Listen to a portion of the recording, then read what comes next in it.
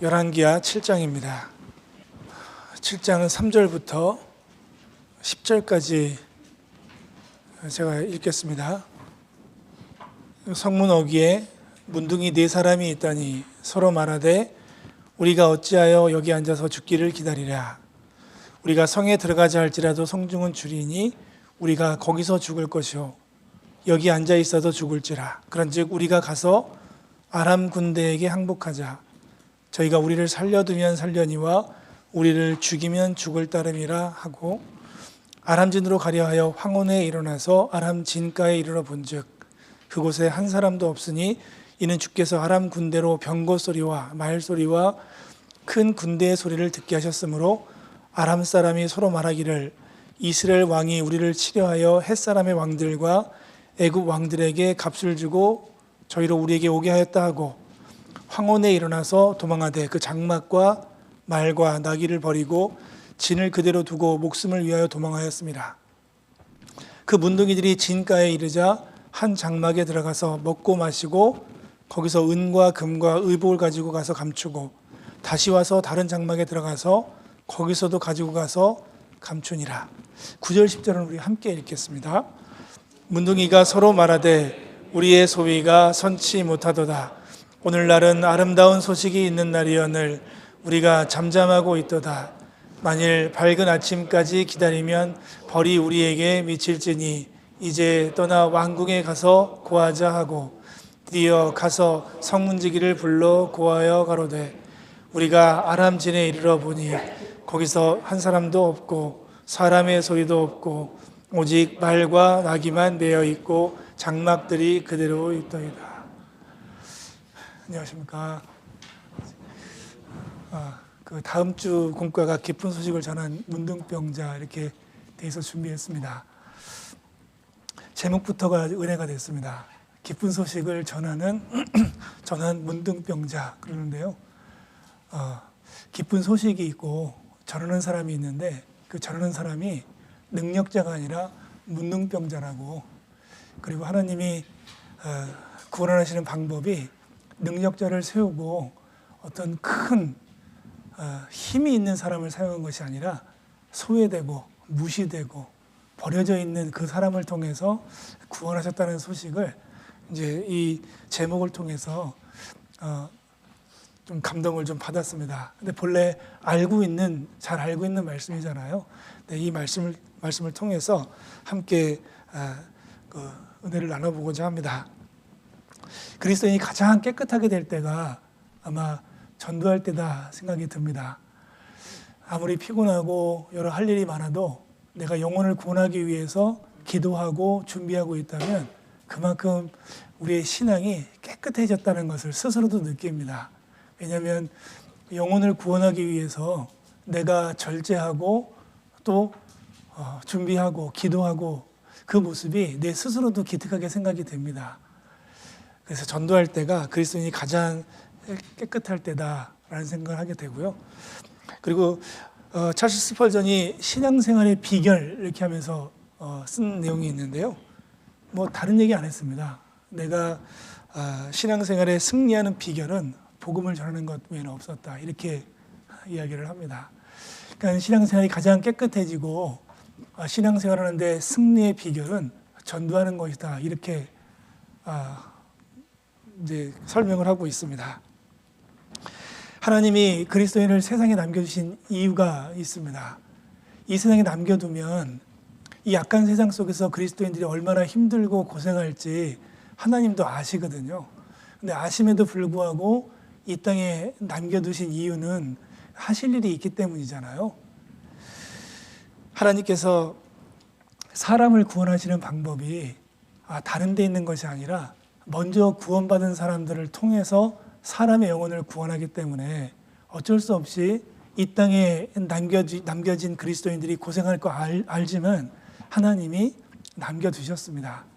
그래서 이 땅에 우리 각 사람의 주위에 있는 이뤄진 사람들, 하나님을 알지 못하는 사람들, 그 사람들을 위해서 우리 그리스도인들을 남겼다라는 생각을 하게 됩니다. 고린도전서 1장 21절에 하나님의 지혜에 있어서는 이 세상이 자기 지혜로 하나님을 알지 못하는 거로 하나님께서 전도에 미련한 것으로 믿지 아니하는 자를 구원하시기를 기뻐하셨도다. 이렇게 말씀을 하십니다. 전도하는 것, 전도에 미련한 것으로 이제 잃어진 영혼을 구원하시기를 하나님은 기뻐하셨다라고 말씀하십니다. 오직 먼저 구원받은 사람들의 이 소식, 이것을 전함으로 인해서 잃어진 영혼이 구원받는 것, 그것이 하나님께서 그리스도인들을 이 세상에 남겨둔 이유다라고 할 수 있습니다. 성경에는 수많은 천사들이 나오잖아요. 천사는 능력자입니다. 그리고 하나님을 가장 잘 알고 있고, 그런데 하나님은 사람 영혼을 구하는 데 있어서 천사를 사용하지 않아요.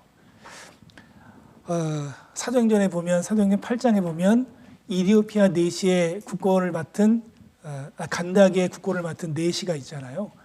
그 내시가 예루살렘으로 1000km를 왔다 갔다 하면서 이제 예배를 드립니다. 예배를 드리는데 천사가 빌립에게 한번 가봐라. 천사가 가는 게 더 빠르지 않습니까? 천사가 가서 정말 간절히 이사야 성경을 읽고 있고 또 간절히 사모하고 있는 이 이디오피아 내시에게 천사가 설명해 주는 게 더 빠르잖아요. 근데 빌립을 보냅니다. 빌립이 가서 이사야 성경을 읽고 있는 그 내시에게 읽는 것을 깨닫느뇨? 가르치는 사람이 없으니 어떻게 깨닫겠느냐? 그래서 빌립이 이제 이사야 53장에 있는 말씀을 예수 그리스도를 설명함으로 인해서 내시가 구원을 받습니다. 또 하나 그 10장에 보면 이탈리아 군대 장관 고넬료가 나오잖아요. 근데 이 고넬료도 마찬가지입니다. 여기 한번 여기 표시해 놓고 사도행전 10장을 한번 잠깐 가보겠습니다. 사도행전 10장 1절입니다. 10장 1절. 가이사랴에 고넬료라는 사람이 있으니 이달리아 대라는 군대의 백부장이라. 그가 경건하여 온 집으로 더불어 하나님을 경외하며 백성을 많이 구제하고 하나님께 항상 기도하더니. 이 정도면 정말 이 고넬료라는 사람은 신앙인으로서 아주 그 신앙이 투철한 사람인 거잖아요. 하나님 믿는 믿음이. 그런데 이때 천사가 3절에 하루는 제9시쯤 되어 환상 중에 밝히 보매 하나님의 사자가 들어와 가로되 고넬료야. 여기 5절에 보면 내가 지금 사람을 요바에 보내어 베드로라는 시몬을 청하라. 이 천사가 고넬료에게 설명해 주는 것이 더 빠를 건데 이 천사는 도리어 고넬료에게 사람들을 요바에 보내어 베드로라는 시몬을 청해라. 11장에 보면 베드로라는 시몬을 청하라. 그가 너희 온 집에 구원 얻을 말씀을 너에게 이르리라. 이렇게 말씀을 하십니다.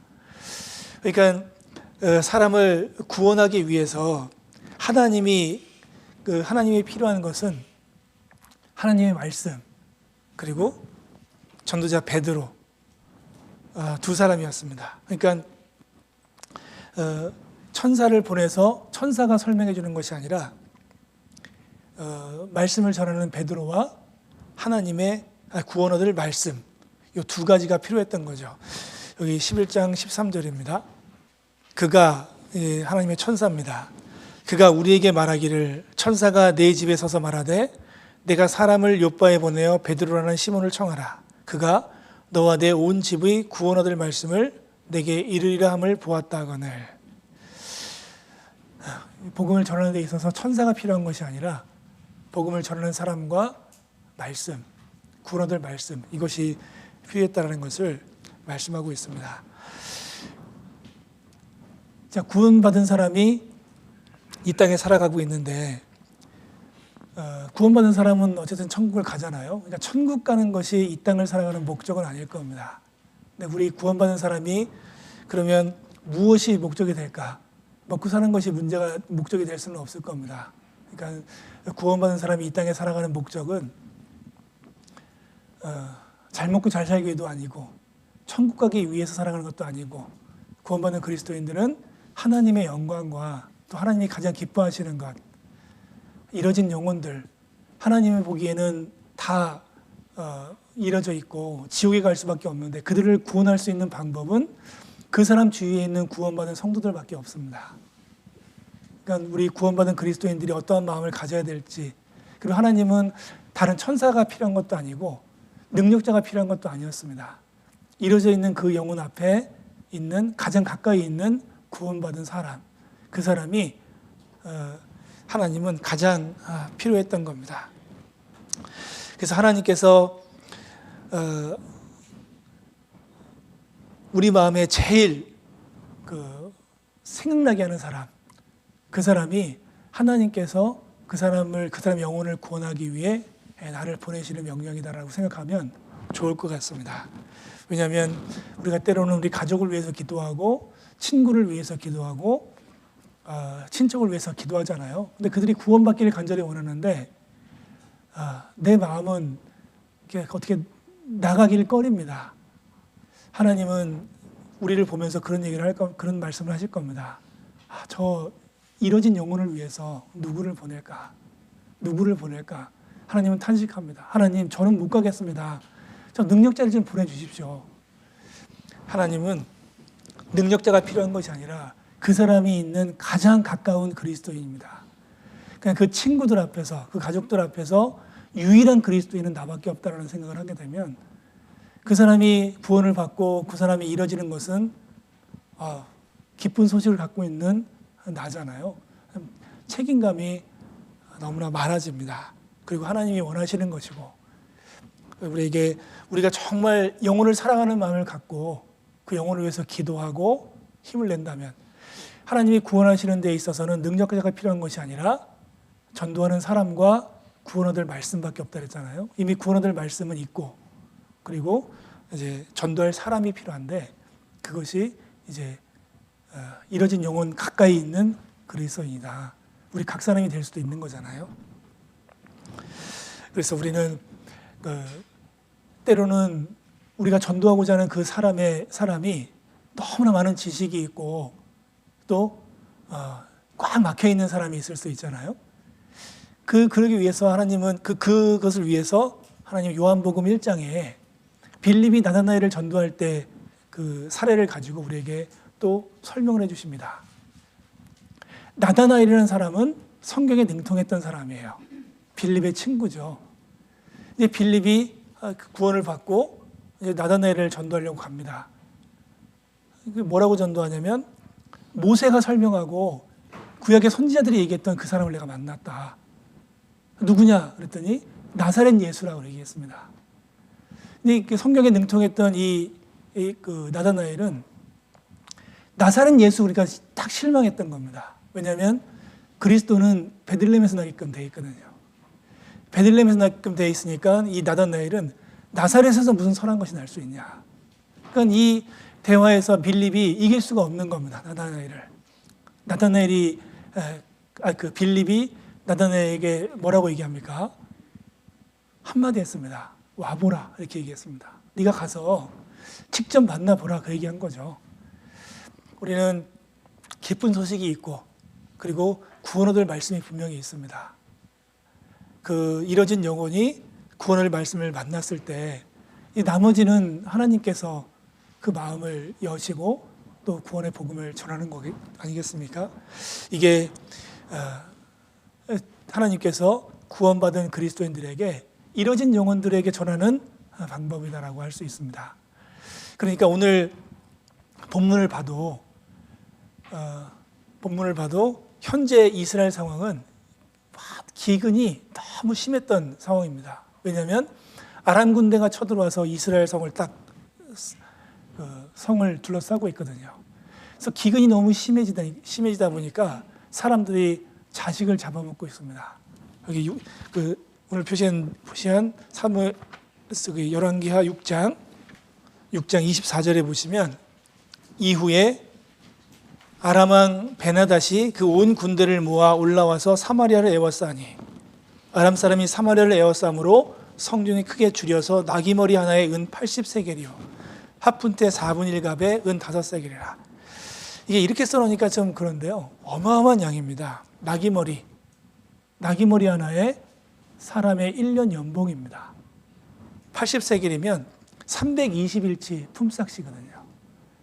320일치면 1년 연봉이잖아요. 연봉보다 더 많죠. 그만큼 그러니까 없으니까 없으니까 그만큼 비싸진 거죠. 그리고 26절부터 쭉 보면 한 두 여인이 이제 거래를 합니다. 너무 배고프니까 오늘은 네 자식 잡아먹고 내일은 내 자식 잡아먹자. 그래서 오늘 이 사람 상대방의 자식을 잡아먹었는데 다음 날 내 자식을 내놔야 되는데 내놓지 않는 거예요. 그것 때문에 소송을 합니다. 왕이 옷을 찢고 이런 비참한 상황을 탄식하고 있는 거예요. 그러면서 엘리사를 잡아라. 여기 보면 엘리사의 머리가 오늘날 그 몸에 붙어 있으면 하나님이 내게 벌 위에 벌을 내리시잖아. 왜 엘리사한테 그런 얘기를 합니까? 6장 전체를 좀 읽어봐야 되는데 6장에 보면 이제 아람이 이스라엘을 쳐들어가니까 계속 엘리사가 이스라엘 왕한테 어디 준비해라. 어디 미리 가서 준비해라. 계속 언지를 줍니다. 그러니까 갈 때마다 이 아람 군대가 쳐들어갈 때마다 이미 딱 준비가 돼 있으니까 아람 왕이 분명히 아람 내부에 내통하는 사람이 있다. 그랬더니 이 아람 사람 한 사람이 내통하는 사람이 있는 것이 아니라 이스라엘에는 엘리사라는 선지자가 있는데 그 사람은 왕이 침상에 사는 것까지 다 안다고. 그래서 이 아람 왕이 이 도단성, 엘리사가 있는 도단성을 둘러싸서 거기서 이제 엘리사를 죽이려고. 엘리사가 그들의 눈을 멀게 하고 사마리아 성 중앙에 딱 갖다 놓잖아요. 그래서 이제 아람이 전멸될 위기에 있었는데 엘리사가 그냥 죽이지 말고 잘 먹여서 돌려보내라고. 그래서 아람 군대가 잘 먹고 돌아갔습니다. 당분간 쳐들어오지 않았는데 24절에 군대를 모으고 또 쳐들어온 거예요. 그래서 이 아람이 그냥 공격한 것이 아니라 고사작전을 피고 이스라엘을 딱 둘러싼 거죠.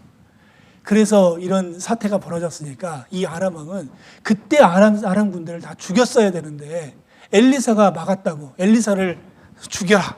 이렇게 얘기를 했던 겁니다.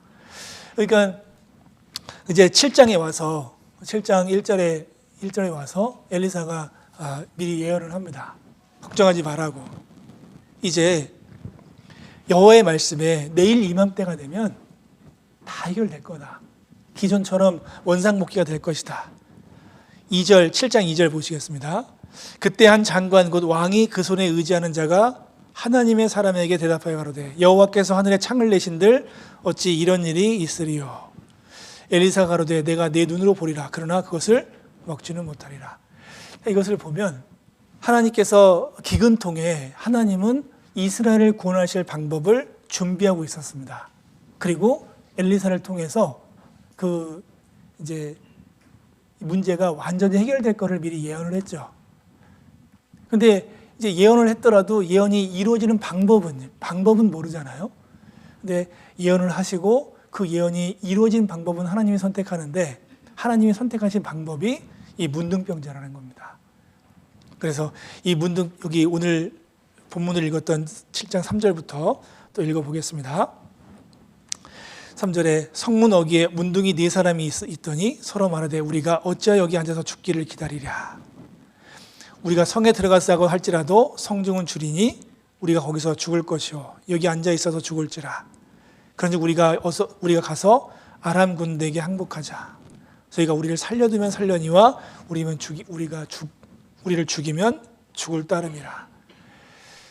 참 이 문둥병 이스라엘 사람들에게 문둥병자는 이제 다른 병하고 달라서 이 문둥병에 걸린 사람은 하나님께 그 벌을 받은 사람이다 해서 진 밖으로 내보냅니다.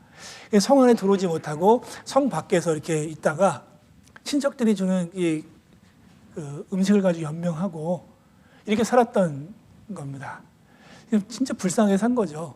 그런데 성 안에 기근이 있으니 뭐 성 밖에 있는 사람은 살겠습니까? 어쨌든 이 문둥이 이 4사람은 어차피 성 안에 들어가도 다 굶어 죽고 있는데 항복하자. 거기서 죽이면 죽을 거고 살려두면 그냥 살 따름이다. 갇혀 있더라도 먹을 건 주지 않겠냐. 자, 이런 마음으로 이제 내려간 겁니다. 이게 하나님은 엘리사를 통해서 기근이 다 끝날 것을 말씀했고 그 말씀을 이루기 위해서 문둥이 네 사람을 사용했는데 기가 막힌 방법으로 그 하나님이 사용하십니다.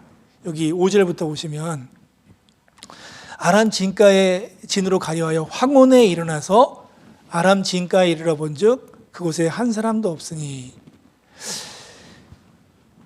7절에 보면 황혼에 일어나서 도망하되 같은 시간이잖아요. 그 문둥병자가 황혼에 일어나서 아람 진가에 딱 갔고 아람 진에 있는 모든 군병들은 황혼에 도망을 갔습니다.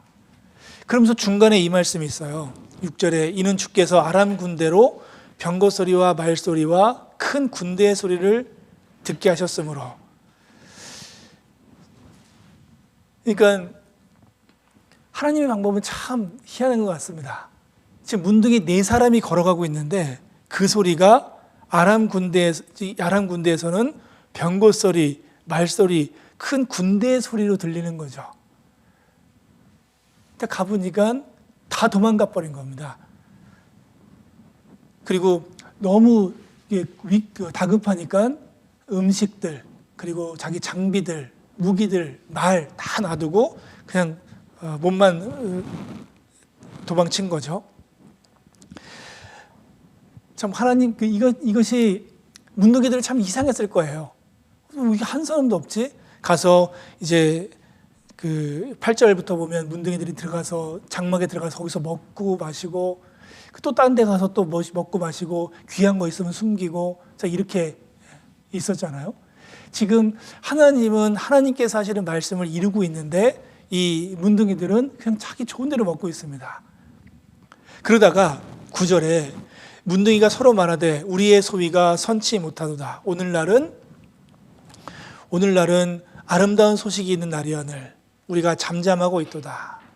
만일 밝은 아침까지 기다리면 벌이 우리에게 미칠지니 이제 떠나 왕궁에 가서 고하자. 이게 이 문둥이들이 실컷 먹다가 이제 그러니까 우리 입장에 우리 구원받은 사람들의 모습을 보면 처음에 구원받았을 때는 그냥 스스로 기뻐하고 자기 좋은 것만 했는데 신앙이 성장된 이후에는 이제는 눈을 돌려서 이뤄진 영혼들을 본다는 그런 의미에서 우리에게 설명을 해주고 있는 겁니다. 그래서 이 문둥이가 혼자 잘 먹고 있다가 너무 배부르니까 이제는 성 안에 있는 사람들을 돌아보게 되는 거죠. 아름다운 소식이 있는 날인데 근데 이 문둥이들이 참 그 결단한 것들을 보면 참 우리에게 참 교훈이 됩니다. 먼저는 이제 배불러서 생각한 것은 있겠지만 그래도 이 성 안에 있는 굶주린 사람을 생각하게 됐고 그리고 그 사람들에게 이 기쁜 소식을 전하기 위해서 내일로 미루지 않고 그 저녁에 출발했다는 것. 여기 보면 9절 중간에 보면 우리가 잠잠하고 있도다. 만일 밝은 아침까지 기다리면 벌이 우리에게 미칠지니 이제 떠나 왕궁에 가서 고하자. 밝은 아침까지 우리 배부르고 그러면 오늘 좀 자고 새벽이니까 자고 내일 아침에 일찍 출발하자 이렇게 얘기할 법도 하잖아요. 근데 이 문둥이 네 사람은 내일로 미룬 것이 아니라 가자, 지금 가자. 그냥 지금도 굶주리고 있을 테니까 그 마음이 이 문둥이 이 네 사람의 마음이 그 하나님의 마음에 합한 거죠. 그런 마음이 있다면 우리가 그러니까 이런 것들을 보면 하나님께서 전도하는 사람들 다 기뻐하겠지만 이런 마음이 있는 사람은 하나님이 더 기뻐하지 않겠냐는 겁니다. 전도해야 되는 것을 아는데 자꾸 미뤄요. 내일로 가고 내일 모레 또 하루 미루고. 근데 이 문둥이들처럼 밝은 아침까지 기다리면 벌이 우리에게 미칠 거다. 이 사람들도 배부르고 또 어떻게 전도해야 될지도 모르고 그리고 성 안에서는 우리 이 문둥병 환자를 사람 취급도 안 해주는데 이런 계산이 많이 있을 거잖아요. 많은 이 걸림돌이 많음에도 불구하고 이 문둥이 네 사람은 그 걸림돌은 생각하지 않는 거죠. 그냥 굶어 죽고 있는 성 안에 있는 사람들 생각한 거잖아요. 이게 그 구원받은 사람이 구원받지 않은 사람을 대하는 그런 마음이 아닐까 생각합니다. 그래야 그 생각을 하지 않고 여러 가지 조건들을 생각하면 안 될 게 너무 많아요. 이 문득이 네 사람처럼 그냥 굶어 죽고 있는 그 사람들, 그 사람들에게 복음을 전하는 거죠. 그 전에 여기 보면 우리 7장 2절에 그 엘리사가 미리 예언했을 때 이 군대 장관, 이 한 장관이 이 엘리사한테 하나님이 하늘의 창을 여신들 이게 어떻게 되겠냐. 자, 이것을 이제 얘기를 했는데 사람의 생각에는 안 되겠죠. 그죠? 이게 그 모든 사람들이 다 생각하는 얘기 아니겠습니까? 지금 당장 다 굶어 죽고 있고 그런데 내일 이맘때 완전히 원상복귀가 될 것이다. 이건 누구도 못 믿는 얘기잖아요. 그러니까 이 한 장관의 얘기는 일반적인 얘기인 거잖아요. 그죠? 그런데 하나님이 보실 때 사람들이 불신하는 그 이유가 뭐냐면 항상 내 생각에는 이었습니다. 우리 그 이제 열왕기하 5장에 보면 문둥병 나아만 장군이 이 문둥병을 고칠 때도 마찬가지잖아요. 엘리사 앞에 섰을 때 자기 생각에는 내 생각에는 이 엘리사가 나와가지고 이 환초에다가 손을 대고 주술을 할 줄 알았다 이거죠. 그런데 요단강 가가지고 7번 몸을 씻으라니까 기분 나빠가지고 가려고. 이제 그 신하들이 우리 병 고치러 왔으니까 한번 해봅시다. 나아만 장군이 하나님의 사람의 말씀대로 7번 담갔더니 그 살이 여전하여 어린아이 살같이 되었더라. 이건 믿지 못하는 이유가 내 생각에는 사실 하나님의 이 큰 섭리와 내 생각이 비교는 안 되는 거잖아요. 근데 많은 사람들이 그 내 생각으로 하나님의 큰 능력과 섭리를 계산을 딱 하는 거죠. 근데 하나님의 섭리를 내 생각으로 계산해 봐야 계산이 됩니까? 하나님의 섭리는 믿어야죠. 그리고 담대하게 행동으로 옮겨야 되는 것이 우리가 해야 될 일이지, 하나님의 섭리와 말씀을 우리가 계산해서 내 생각에 옳다 싶을 때 순종하는 것이 아니고, 하나님의 말씀과 섭리는 내 생각에 전혀 안 맞는 것 같을지라도 일단 믿음으로 해야 되는 거죠. 우리 복음이 그렇지 않습니까? 우리 전도 집회가 그래요. 세상에 보여지는 것들은 복음 있는 것이 가능하잖아요. 딱 복음 있는, 봐야 믿는 거죠. 이 세상에서는. 이 세상은 다 봐야 믿는 건데, 영적인 세계에서는 복음이 될 수가 없기 때문에 믿어야 깨달아지는 거예요. 이 세상 것들은 보고 믿어야 이제 깨달아지는데, 영적인 세계는 먼저 믿어야 깨달아집니다. 믿고자 하는 마음을 가져야 깨달아지는 거죠. 그래서 내 생각을 버리고 하나님의 섭리를 생각하고 순종할 때 그때 하나님의 역사가 일어나는 거죠. 그래서 문득이 네 사람, 이 사람들도 성 안에 있는 사람들, 그 사람들 계산을 막 했다면 아마 가지 말자, 뭐 누가 하겠지, 좀만 기다려보면 될 거야, 막 이런 생각을 했을 수도 있잖아요. 그게 이제 우리들 생각이고 또 일반적인 사람들 생각인데, 문득이 네 사람은 그러지 않았어요. 비록 우리가 성 안에 들어가서 이야기할 때 성 사람들이 우리를 돌로 칠지라도, 우리가 문둥이라고 돌을 던질지라도 일단 이 기쁜 소식을 전하자. 이 아름다운 소식이 있는 날인데 우리 가만히 있으면 하나님이 우리 머리에 벌을 내릴 것이다, 이 얘기를 했습니다. 자, 그래서 우리 그리스도인들 지금 전도 집회를 말씀을 듣고 우리가 체감으로도 알잖아요. 시대가 얼마 남지 않았다는 것은 너무 천천히 하나님의 말씀이 이루어지다 보니까 지금은 아니겠지라고 생각을 하겠지만은, 하나님은 천천히 가더라도 계속 하나님의 말씀을 이루어가고 있는 것 같습니다. 히브리서 11장에 보면 믿음의 장이 있는데 그들이 믿음을 따라 죽었으며 약속을 받지 못하였으되라는 말씀이 있는데요. 그 믿음의 선진들은 믿고 죽을 때까지 믿음이 흔들리지 않았습니다. 그런데 죽음 이후에 그 약속을 바라보고 기뻐했다고. 구약의 약속은 메시아 그리스도 보내주겠다는 얘기밖에 없잖아요. 근데 그들은 메시아를 못 봤어요. 그렇지만 흔들리지 않았죠. 그리고 죽었습니다. 그리고 멀리서 보고 환영했습니다. 우리도 우리는 구약의 선진들은 오실 것을 바라보고 믿고 믿음이 흔들리지 않았는데 우리는 이미 이루어진 사실을 듣고 믿고 있잖아요. 거기서 근데 이미 이루어진 사실을 듣고 믿고 있는데 이 믿음이 흔들리면 되겠습니까? 우리에게 그 믿음은 흔들리면 안 되고 우리에게 한 가지 더 이제 믿어야 될 것을 주셨습니다. 잠시 잠깐 오면 오시리니 주님께서 분명히 오시는데 우리도 히브리서 11장에 있는 믿음의 선진처럼 우리가 죽을 때까지 그게 안 이루어질 수도 있습니다. 믿음을 따라 죽을 수도 있습니다. 약속을 받지 못할 수도 있어요. 그렇지만 죽음 이후에 멀리서 보고 환영해야죠. 주님이 다시 오실 때 우리와 함께 이 땅에 내려오신다고 말씀하셨으니까요. 그러니까 구약의 약속이 그대로 이루어졌던 것처럼 신약에도 분명히 이루어지겠죠. 그 믿음은 흔들리지 않고. 근데 그 기쁜 소식을 갖고 있는 우리만 알고 있는 것이 참 마음이 격동되지 않습니까?